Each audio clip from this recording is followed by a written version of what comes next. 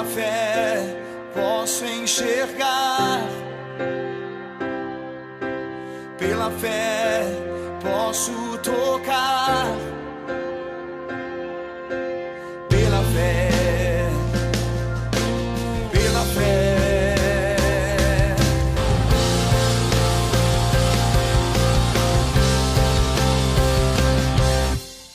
O programa Restaurando Vidas começa agora. Graça e paz a você que está mais uma vez aqui conosco para receber da palavra de Deus. Como está a sua vida? Você se considera um homem sábio, uma mulher sábia? Você muitas vezes se sente muito tranquilo nas suas posições, nas suas tomadas de decisões? Muitas vezes nós achamos que a nossa palavra é que vale, o nosso raciocínio é sempre o melhor, as nossas decisões são sempre acertadas, mas nós devemos tomar cuidado. Nós não devemos confiar na nossa própria sabedoria. A palavra do Senhor em Provérbios, capítulo 3, versículo 7 diz: não sejas sábio aos teus próprios olhos, teme ao Senhor e aparta-te do mal. O que é sabedoria? É viver em reverência a Deus, viver com desejo de agradar a Deus. Essa é a verdadeira sabedoria. Você talvez tenha um curso superior, você talvez tenha uma pós-graduação, um doutorado, e pode estar se considerando melhor e mais sábio que outras pessoas. Talvez você seja uma pessoa muito experiente no seu ramo de trabalho, e pode ser que esteja se considerando o mais sábio do pedaço. Acalma teu coração. Sabedoria vem pelo temor do Senhor e por apartar do mal. A pessoa sábia, ela se aparta do mal, ela não quer o mal, ela sabe que o mal ele vai trazer problemas mais à frente. O mal não tem a bênção do Senhor, muito pelo contrário, o pecado faz separação de Deus para com o homem. E como você tem vivido os confrontos da vida, como você tem vivido as decisões que talvez ainda hoje você tenha que tomar e são importantes? Espere somente no Senhor, tema ao Senhor. Temer ao Senhor é o princípio da sabedoria. Que Deus te abençoe durante essa sexta-feira, que você possa viver para louvor e glória do Senhor. Eu quero conversar hoje com o André Nascimento. O André Nascimento tem uma experiência extraordinária com Cristo Jesus e vai abençoar a sua vida. Vamos passar então a essa entrevista.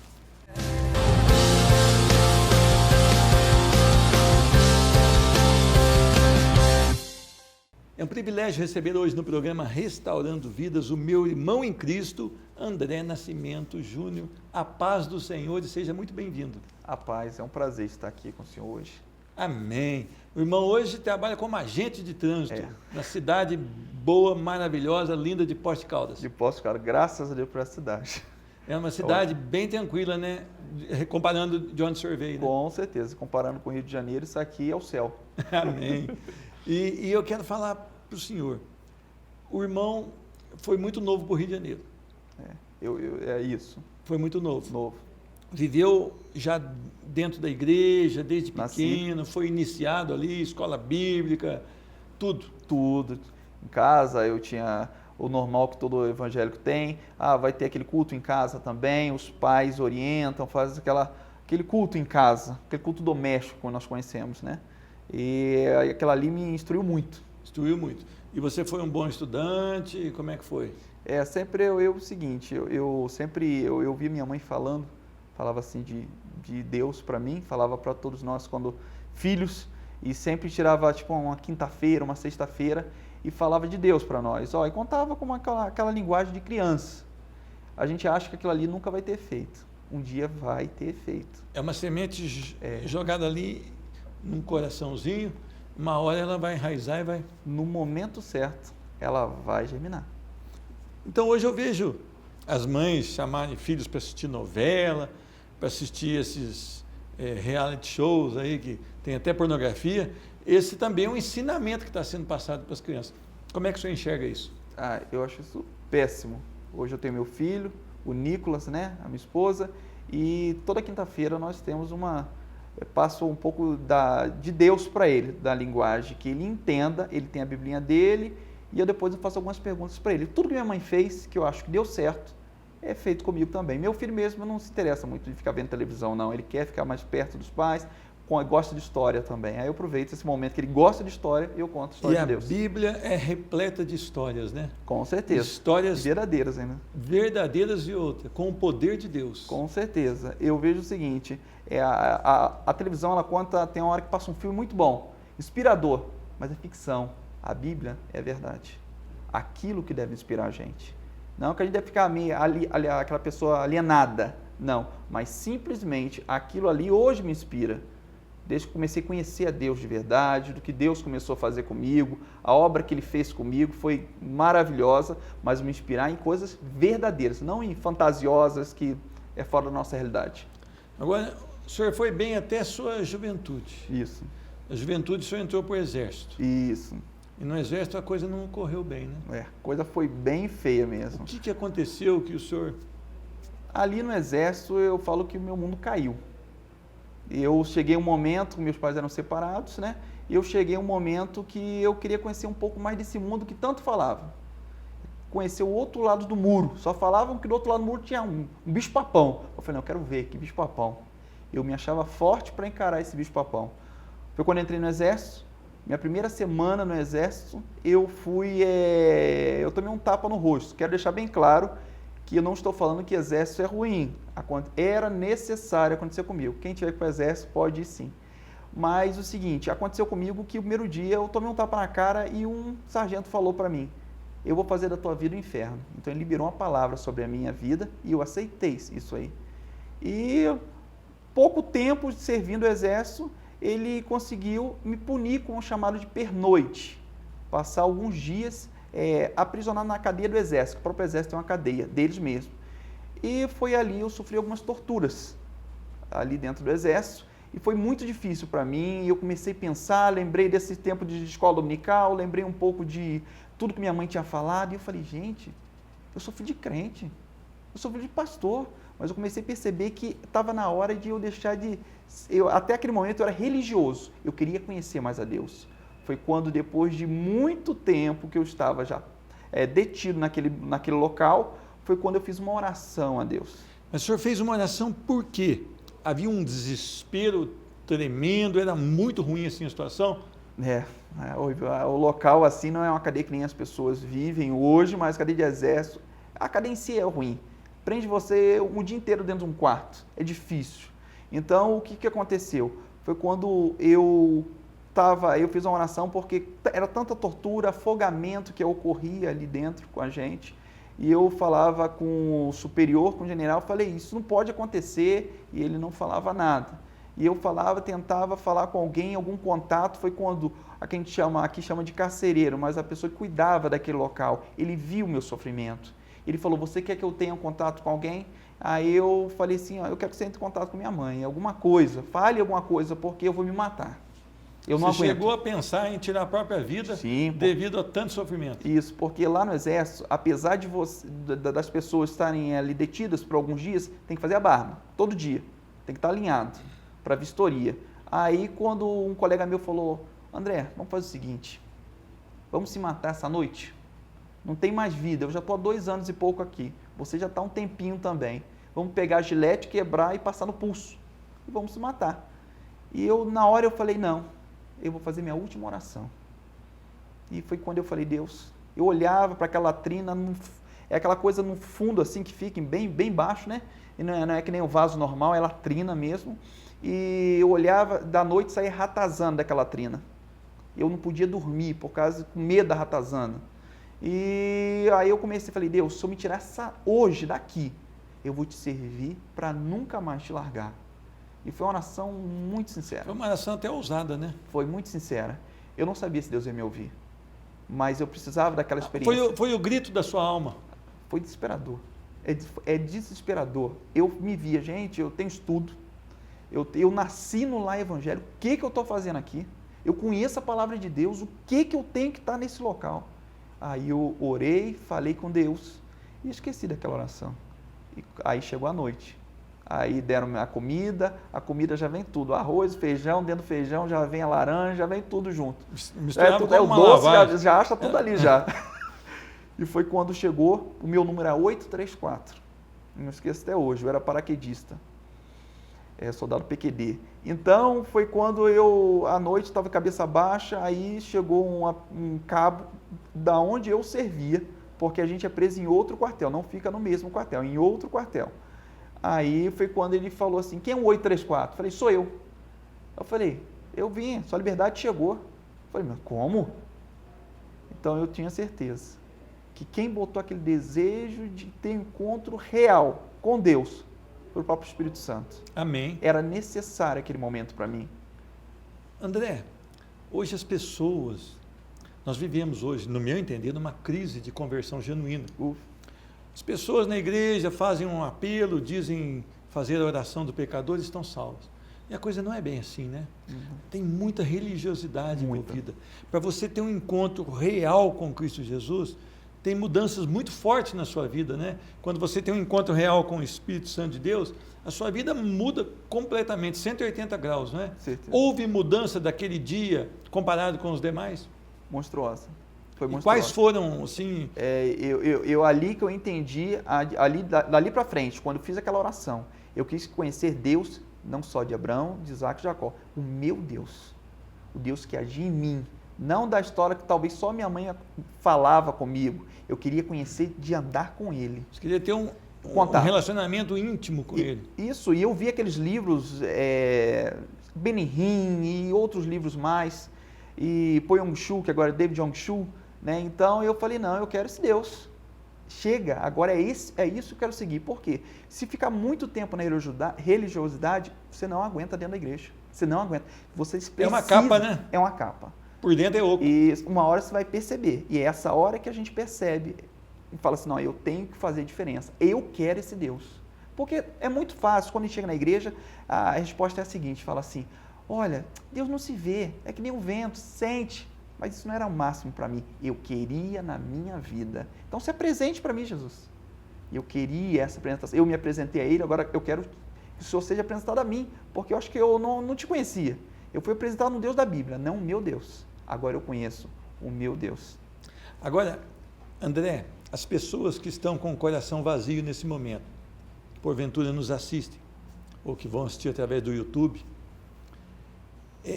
que você deixa para elas? Porque o que você falou é muito sério.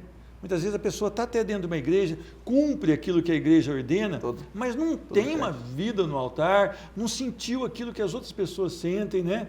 Não há aquela esperança real no coração. Para essa pessoa hoje, que talvez se considere até cristã, mas que tem um vazio no coração, o que você falaria para ela? Eu falaria o seguinte, você que está em casa hoje, você talvez já sentiu isso, vontade de se matar, ou você nunca sentiu isso. Você se sente também um religioso, está se sentindo gelado, frio. Eu falo com você, entre no seu quarto hoje, ore a Deus e chame o seu Deus. Não só o de Isaac, de Abraão, de Jacó, o seu Deus. Ele sempre quis esse encontro com você. Hoje pode ser hoje esse encontro. E vai fazer uma diferença monstruosa na sua vida. Que diferença faz na sua vida? Não fique pensando só em conquista, não. Conquistas materiais, isso é consequência. Do seu contato com Deus, da forma que você fala com Deus. Então eu falo com você, hoje que você estiver sentindo vazio, fala, Deus, me ajuda. Fala comigo, quero te conhecer. Eu sou 30, 40 anos evangélico, mas até agora está chato te servir. Eu quero te conhecer de verdade. E fazendo essa oração, eu acredito que vai dar certo. Não é um mantra, não é isso. Eu estou falando, chame Ele, porque Ele está doidinho para te conhecer. Ele quer entrar no coração? O coração na vida inteira, na tua família, organizar a vida inteira. Parece que ele no começo vai bagunçar, né? Não. Era a sua vida estava bagunçada e você estava acostumado com isso. Ele vai começar a dar uma limpeza nisso. Vai ser bom. No final vai ser muito bom. Agora, as pessoas que realmente têm esse encontro com Cristo Jesus, elas não estão preocupadas além da conta com a crise que o país está passando. Elas não estão perdendo o sono porque o futuro dos filhos, ela não sabe onde está. A certeza delas é no Senhor. Então, independente da situação do país, independente da situação da nossa cidade, da juventude hoje, essa pessoa tem convicção. Cristo reina na minha vida e eu posso descansar nele. É assim que você entende? Isso. E Deus vai fazendo a diferença na sua vida, né? Então, não dá tempo de contar todas as experiências, mas teve situações que eu só pensei. Eu falei, Deus, eu preciso disso. Mas eu falei, nem vou falar com Deus, nem vou orar, porque eu acho bobeira. Na outra semana, chegou uma pessoa sem saber de nada e falou, eu quero te dar isso. E eu que tinha passado.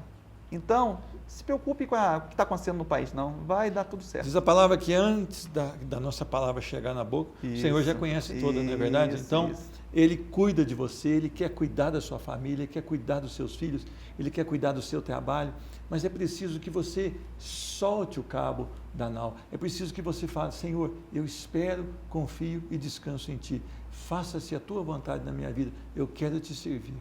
Amém? Amém. Graças a Deus. André, eu quero que você volte semana que vem para a gente contar aquela fase que você passou difícil aqui já em Poços de Caldas. Eu quero que você conte isso para as pessoas, porque as pessoas certamente irão ver que o seu Deus é um Deus que cuida de cada detalhe. Amém. Amém? Amém. Que assim seja. Semana que vem, então, o André vai fazer a segunda parte da entrevista dele. E tem algo muito especial para você se deliciar. O cuidado de Deus é sobrenatural sobre cada vida. O programa Restaurando Vidas volta dentro de um breve intervalo.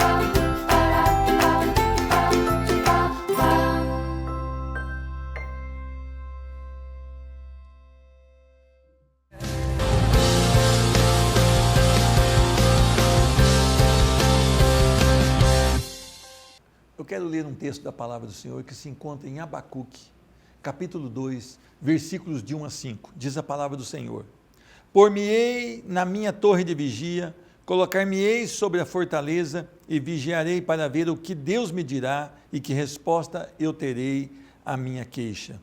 O Senhor me respondeu e disse: Escreve a visão, grava sobre tábuas, para que a possa ler até quem passa correndo. Porque a visão ainda está para cumprir-se no determinado tempo, mas se apressa para o fim e não falhará. Se tardar, espera-o, porque certamente virá e não tardará. Eis o soberbo, a sua alma não é reta nele, mas o justo viverá pela fé. Assim como o vinho enganoso, tão pouco permanece o arrogante, cuja gananciosa boca se escancara como o sepulcro e é como a morte, que não se farta. Ele ajunta para si todas as nações e congrega todos os povos. Amém? Vamos orar. Senhor Deus, muito obrigado. Nós esperamos aqui a direção para que a Tua palavra, Senhor Deus, seja emanada do Teu trono de glória. Usa o Teu servo e abençoa essa pessoa que assiste o programa Restaurando Vidas, para que ela seja cheia do Teu Espírito Santo, em nome de Jesus Cristo. Amém. Esse profeta chamado Abacuque, ele estava vendo algo acontecer de muito difícil. Aquela nação inimiga, com o consentimento de Deus, como provisão de Deus, veio para tomar ali o povo de Deus. E ele via injustiça, e ele via as coisas acontecendo, os crimes, e ele estava fazendo uma queixa ao Senhor, dizendo: até quando? Tu, ó Deus, que não pode contemplar o mal, como que está acontecendo tudo isso? Mas ele fala: olha, eu vou subir na torre de vigia e vou esperar a resposta do Senhor. E o Senhor manda uma resposta para ele, dizendo: olha, o justo vive pela fé, mas o ímpio certamente perecerá. E às vezes, você pode estar vivendo isso na sua vida. Você tem buscado a Deus, ou você tem olhado para aquela pessoa que busca a Deus, falando: olha, como que ele vai ter a resposta de Deus num mundo tão corrompido? Nós vivemos uma desigualdade muito grande, nós vivemos uma inversão de valores muito grande. Nós vivemos hoje uma época em que o amor realmente está chegando ao nível mais baixo, em que a moral hoje ela é cortada muito por baixo. Como o cuidado de Deus pode estar presente num mundo como esse? A gente vê escândalos na televisão, vê falar de pessoas que roubaram dinheiro público, muitas outras pessoas estão morrendo sem atendimento por falta de recursos e alguns poucos estão levando o recurso, guardando em contas fora do país, vivendo uma vida luxuosa, e você pode estar falando no seu coração: Deus, tu que não pode contemplar as coisas ruins, como isto está acontecendo? Mas a palavra do Senhor, ela traz 2 alertas aqui. Primeiro, escreve a visão e grava sobre tábuas, porque até quem passa correndo tem que ler. Sempre haverá o livramento do Senhor, sempre haverá uma resposta às orações. A palavra do Senhor diz que se o meu povo que se chama pelo meu nome se humilhar, me buscar, se converter dos seus maus caminhos e orar, eu ouvirei do céu, perdoarei os seus pecados e sararei a sua terra. Então o povo de Deus precisa continuar na oração, precisa continuar clamando, porque certamente a resposta do Senhor virá. Talvez você esteja vivendo um momento difícil da sua vida e você não acredita que essa resposta possa vir. Olha, o tempo de Abacuque era um tempo difícil também, mas ele creu. Ele se queixou ao Senhor, ele orou ao Senhor, mas ele falou: eu vou me pôr a postos para ver o que o Senhor me responde. E a resposta veio: escreve, porque todos verão o que eu tenho para fazer por vocês. E é interessante que ele dá 2 alertas, porque a visão será cumprida no tempo determinado. Olha que maravilha. É interessante que Deus não falha, Deus cuida, Deus sabe o dia da resposta chegar no seu lar, na sua vida. Deus ouviu o seu clamor, Deus coletou as suas lágrimas e guardou as suas lágrimas, e Ele ama te responder. E Ele sabe que existem justos que estão sofrendo com esse problema que nós estamos vivendo na nossa nação, e Ele não vai deixar sem resposta. E Ele deixa um alerta aqui. Primeiro Ele deixa um alerta para o soberbo. O soberbo, sua alma não é reta nele. O soberbo, ele vai se afogar na sua própria água, ele vai morrer no seu próprio planejamento, ele pode até caminhar por um tempo, mas ele não vai vencer. Talvez você pense: aquela pessoa não tem Jesus, aquela pessoa, ela é má, ela tem um coração roubador, e ela está bem, ela tem conforto, ela tem saúde, mas isso não vai funcionar por todo sempre. As pessoas pensam que o crime compensa, que viver apartado de Deus é a escolha melhor, mas não. Todas as pessoas que vivem apartadas de Deus, todas as pessoas que vivem na arrogância do seu próprio conhecer, do seu próprio fazer, certamente conhecerão a ruína. Este povo que veio atacar o povo de Deus, eles usaram de uma força além da medida, eles vieram com ímpeto. Diz a palavra que os seus cavalos, aqui no capítulo 1, corriam mais que um leopardo, mas eles depois conheceram a vingança do Senhor sobre a vida deles. Não vá comparar a sua vida com aquele que não ama Deus, ainda que ele possa hoje parecer que está bem. Diz a palavra no Salmo 76, mas no fundo ele está pisando em pedras cobertas de lodo, e a sua queda será grande. Não inveje, não deseje ter as coisas do ímpio, porque a palavra de Deus, nesse mesmo versículo 4 diz: mas o justo viverá pela fé.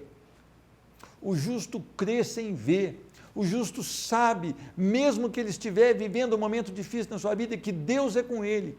O justo sabe, nem que estiver enfrentando luto na sua casa, que Deus é com ele. O justo sabe que ainda que todos o abandonem, Deus jamais o abandonará. O justo crê sem ver, é pela fé. O justo obedece os mandamentos do Senhor.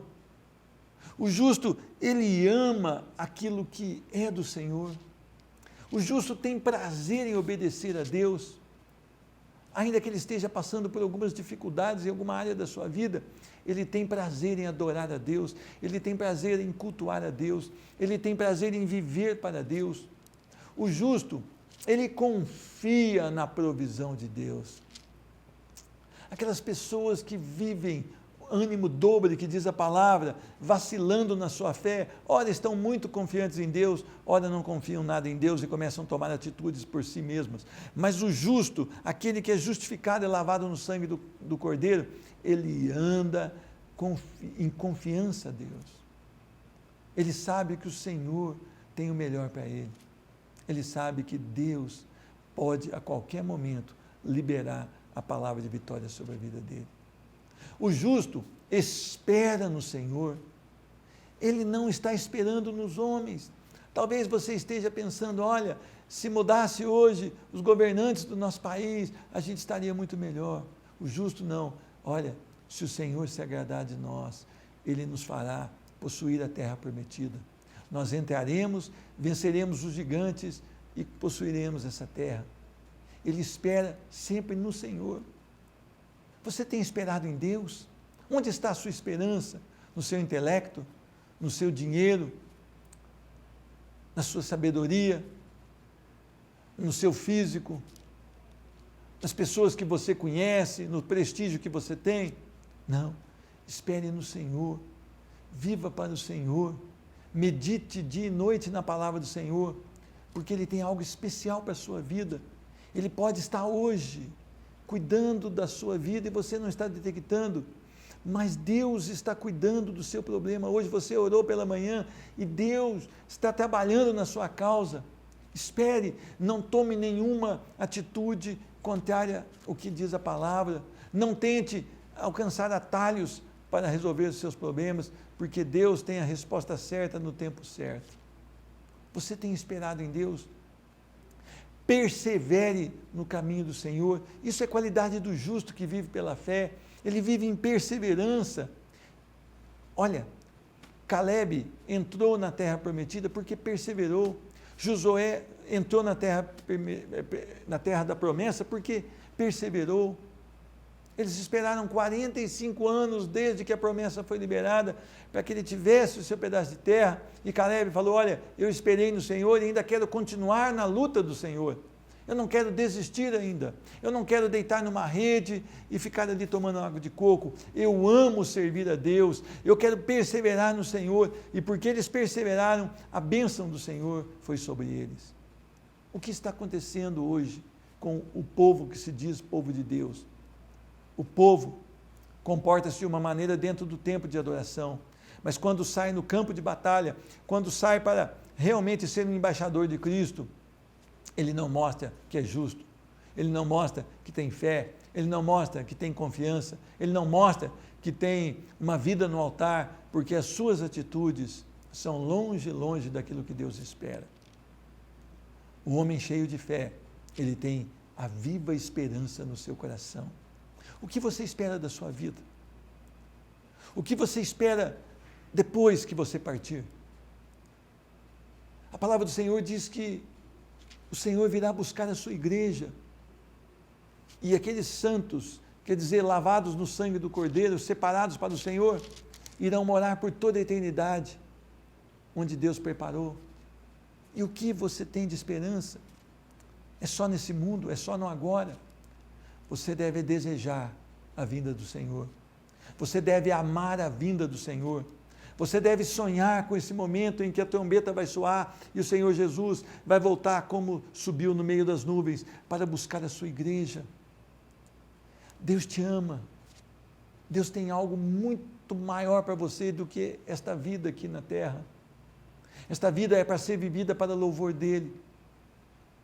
Mas não se apegue a ela, porque você não vai encontrar nada nessa vida que possa realmente preencher e inundar o seu coração. Deus te ama e Deus quer tratar você. O vinho enganoso também pouco permanece o arrogante, cuja gananciosa boca se escancara como sepulcro e como a morte não se farta. Sabe o que acontece? O arrogante vai perecer. Seja justo. Ande no caminho do Senhor. Entregue a sua vida ao Senhor e seja justificado pelo Senhor. O sangue de Jesus cobre a sua vida e você se torna justo diante de Deus. Que Deus te abençoe. Eu quero orar por você, Senhor Deus. Nos livra, Senhor Deus, dos convites do mundo. Nos livra, Senhor Deus, das ciladas do mundo. A tua palavra diz que a segurança verdadeira está no Senhor. Eu abençoo essa pessoa que assiste o programa Restaurando Vidas, que ela seja tocada pelo poder da tua palavra e que ela encontre refúgio debaixo das tuas asas, em nome do Senhor Jesus Cristo. Amém. Que Deus te abençoe e que você viva uma vida no Senhor. Amém. Pela fé posso enxergar, pela fé posso tocar.